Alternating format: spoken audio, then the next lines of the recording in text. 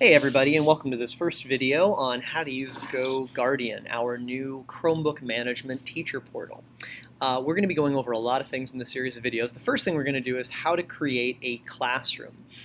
Classrooms are essentially groups of computers that allow you to view all of the students' work and all of their activity within a given period. So essentially what you're going to be doing is creating a classroom for each one of your periods or sections.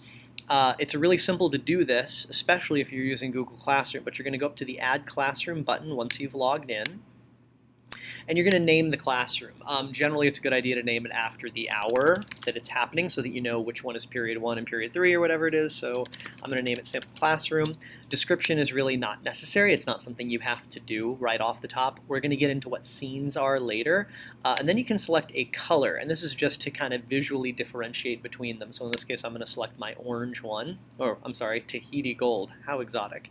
And then you can either hit Add Classroom, or if you're using Google Classroom, if you click this button, what it is going to do is prompt you to log into your Google account, and it's actually going to pull your students via the roster of your Google Classroom.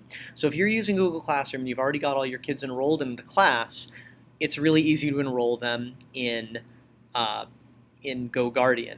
Now, I'm going to so you can click that and it's pretty easy to figure out. I'm going to go ahead and just hit Add Classroom to show you the next part, which is scheduling.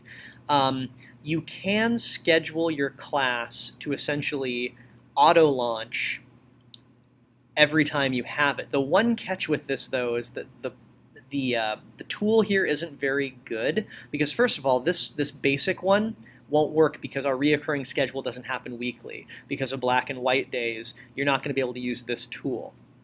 And if you go down to advanced scheduling, so even if you use advanced scheduling so that you can put in specific days, number one, if we ever have a special schedule like we do where we sometimes have black or white days on not Tuesday or Wednesday, this wasn't going to work. The other problem, though, is even if you select the schedule and you try to go in here, you're going to see that I can't get down. I don't know if you see that, but it's getting stuck under the 8. I can't get to 9, 10, 11, or 12. And that's kind of a flaw with this that I think is pretty serious, something that they're working on, which makes me think that doing a schedule really isn't a good idea. So I'm going to hit Skip.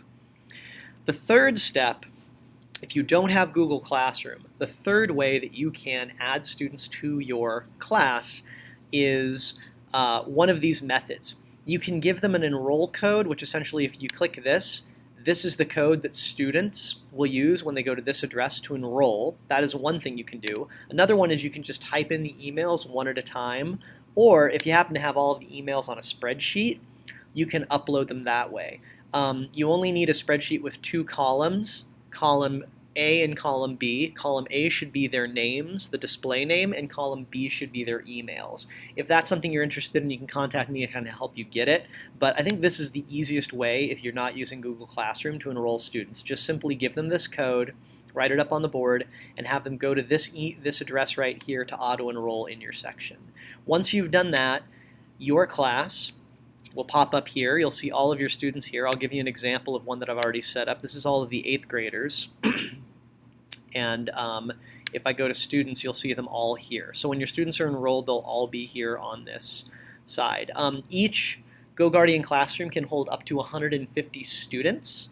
So if you wanted to stick them all in one, you certainly could. But those are the basics of how to set up your classrooms so that they all kind of look like this. Now, if you ever want to get rid of a classroom, let's say you create one but you leave a kid out, or you just are ready to delete it for next year, the way that you get rid of them is going to Settings and going to Archive. We're going to look more into classroom settings in the next video, but that's just basically how to enroll your students.